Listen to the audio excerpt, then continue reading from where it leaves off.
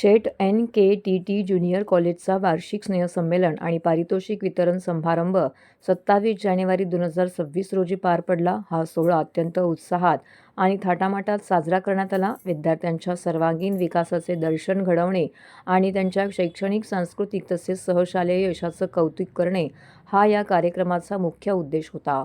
कार्यक्रमाची सुरुवात आदरणीय उपस्थित मान्यवरांच्या स्वागताने झाली.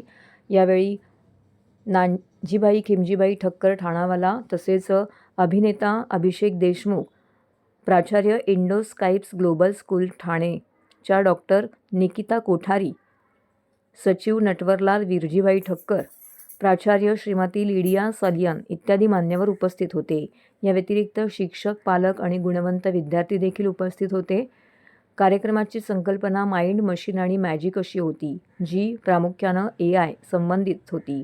त्यानंतर मुख्य अतिथी आणि उपस्थित इतर मान्यवरांचे पुन्हा एकदा स्वागत आणि सत्कार करण्यात आला.